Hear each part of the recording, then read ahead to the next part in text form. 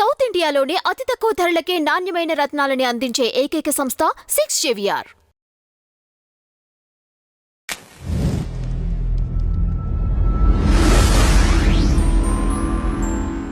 నమస్కారం నాగార్జున గారు. నమస్తే అండి గారు. జోగి రమేష్ గారిది కొంచెం విచిత్రంగా అనిపిస్తున్నట్టుందండి. ఇప్పుడు వాళ్ళ అనుచరులు చెప్పేది ఒక రకంగా ఉందంట, జోగి రమేష్ గారు చెప్పేది ఒక రకంగా ఉందంట. అంటే ఇదంతా ప్లే అండి, డ్రామా. ఓకే. ఇది ఎప్పుడు దాకా ఆడతారు? వీళ్ళకి రేపు కోర్టుది ఏదో ఉంది కదా, నవంబర్ 5వ తారీఖు వరకు ఏమి ఇచ్చినట్టున్నారు వీళ్ళకి రిలీఫ్, బెయిల్ కింద ముందస్తు బెయిల్కి వీళ్ళు వేస్తే దాన్ని నెక్స్ట్ మంత్ 5th వాయిదా వేస్తూ అప్పటి వరకు అరెస్ట్ చేయొద్దన్నారు. Okay, right. ఈ లోపల విచారణకు సహకరించండి అన్నారు. ఆ ప్రాసెస్లో అప్పుడు దాకా వీళ్ళని ఎదురిగి అరెస్ట్ చేసే అవకాశం లేదు కాబట్టి వీళ్ళు ఆడుతున్నటువంటి ఆటలు ఇవన్నీ. అదేదో అదుర్ సినిమాలో వాడు సమాధానం చెప్తాడు చూసారా, గుర్తులేదు మర్చిపోయా అని చెప్పేసి అని. ఇలాంటి పిచ్చి పిచ్చి సమాధానాలు గతంలో కూడా చూసాం. గత విచారణలో మీ ఫోన్లు హ్యాండ్ అవుట్ చేయండి అంటే మా దగ్గర ఫోన్లే లేవన్నారు. అసలు ఫోన్లే వాడరు అంట వాళ్ళు.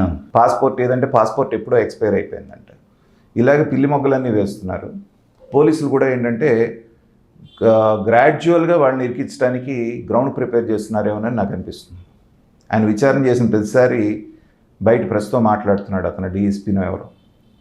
మేము చెప్పాము, వీళ్ళు పొంతలేని సమాధానాలు చెప్తున్నారు. మళ్ళీ ఒకసారి ఇప్పుడు మొత్తం చెప్పేశారనుకోండి, ఇంకా ఫర్దర్ విచారణకు అవసరంలా.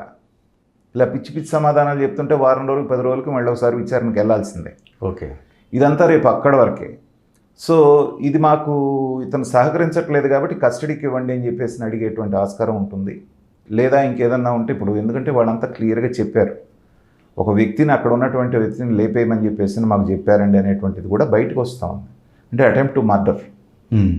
ఆ స్టేట్మెంట్ బేస్ చేసుకొని ఇతనికి బెయిల్ లేకుండా ఇమీడియట్గా అరెస్ట్ కూడా చేయొచ్చు. అంటే అక్కడ ఉన్న వాళ్ళు ఎవరో ఒకళ్ళనే దాని అర్థం అంతేనండి? లేకపోతే అంటే ఒక వ్యక్తి అన్నారు కానీ ఆ వ్యక్తి ఎవరు అనేటువంటిది ఇంకా పూర్తిగా రాలేదు. ఓకే. అది వాళ్ళకి పోలీసు వాళ్ళకి చెప్పి ఉంటారు. ఓకే. సో అతన్ని ఈ సందట్లో వేసేయాలి అన్నట్టుగా మాకు ఇన్స్ట్రక్షన్స్ ఉన్నాయని చెప్పారు అన్నట్టుగా అంటున్నారు. సో అది ఇతనే చెప్పాడు అనేది అక్కడ ఎస్టాబ్లిష్ అయింది. ఓకే. సో ప్రోత్సహించడం. అలాగే ఇప్పుడు మన పార్టీ ఆఫీస్ మీద జరిగిన దాడిలో కూడా హత్యాయత్నం లెక్కే వస్తుంది. ఎందుకంటే రాడ్లతోటి వాళ్ళ మీదకి వెళ్ళి కొట్టడం చేయటం అనేటువంటిది ఏదో మామూలు దాడిగా అనిపించింది. సో అలాంటి బలమైన సెక్షన్స్ ఉన్నప్పుడు ఖచ్చితంగా వీళ్ళని అరెస్ట్ చేయడానికి అవకాశం ఉంటుంది. పోలీసులు కూడా ఏంటంటే చేయాలి కాబట్టి ఎంక్వైరీ చేస్తున్నట్టుగా చేస్తున్నారు, కానీ వాళ్ళు కూడా ఆ డేట్ కోసం ఎదురు చూస్తున్నారు. అది అయిన తర్వాత స్పీడ్ అవుతుంది. కాకపోతే ఏంటంటే దురదృష్టం, జగన్మోహన్ రెడ్డి గారి ట్రాప్లో చిక్కుకొని వీళ్ళందరూ ఇలా అల్లాడుతున్నారు. ట్రాప్ అని నేను ఎందుకు అంటున్నానంటే, ఎవరైతే చంద్రబాబు నాయుడు గారిని బాగా బూతులు తిడతారో వాళ్ళకే పదవులు ఇస్తానని ఆయన ఇండైరెక్ట్గా చెప్తే, మొన్న ఏదో సినిమా చూశాను నేను, అంటే చిన్నప్పుడు ఎప్పుడో చెప్పేవారు, హీరోయిన్ మిమ్మల్ని ప్రేమించాలంటే మీ ఇద్దరిలో ఎవరు పెద్ద చవట అయితే వాడిని నేను ప్రేమిస్తానంటుంది. దానికని ఇద్దరు పోటీ పడి ఒక పాట పడతారు, చవటాయిని నేను నీకంటే పెద్ద చవటాయిని నేను, అప్పట్లో బాగా పాపులర్. అట్లాగే ఈ తిట్ల పోటీలో ఒకటి మీద ఒకటి పోటీ పడి తిట్టకుండా వచ్చి వాళ్ళని ఎత్తికి తెచ్చుకొని కనపడకుండా పారిపోవటం, లేకపోతే కోర్టుల చుట్టూ తిరగటం అనేటువంటిది జరుగుతోంది. దీన్ని అలానే ఎందుకు అనుకోవాలి సార్? ఇప్పుడు వీళ్ళ అవకాశం, ఆ అవకాశం సంబంధించి వాడుకున్నారు వీళ్ళు. అదే అవసరం, అవకాశం కావచ్చు. వాళ్ళు జనరల్గా ఏంటంటే ఒక ఐఏఎస్ ఐపీఎస్ పాస్ అవ్వాలి అంటే ఏంటంటే ప్రతిభ చూపించాలి. మీరు ఆ కేటగిరీ అంటారా? ఇప్పుడు నేను చెప్పేది ఇక్కడ నాయకుల విషయంలో నాయకుల విషయానికి నేను చెప్తున్నాను. ఓకే. ఓకే. ఒక ఐఏఎస్ ఐపీఎస్ కొట్టాలంటే రోజుకు 16 గంటలు 18 గంటలు చదివి వీళ్ళ టాలెంట్ని అక్కడ ప్రూవ్ చేసుకోవాలి. ఓకే. అదే జగన్మోహన్ రెడ్డి గారి దగ్గర మినిస్ట్రీ కొట్టేయాలంటే ఇంకో రకమైన టాలెంట్ చూపించాలి. ఓకే. సో ఈ రకమైనటువంటి టాలెంట్. ఓకే. సో ఒక్కొక్కరికి ఒక్కొక్క టాలెంట్ ఉంటుంది. అయితే ఎన్ని మాట్లాడుకున్నా మళ్ళీ గతంలో మనం మాట్లాడుకున్న దగ్గరికే వస్తుంది.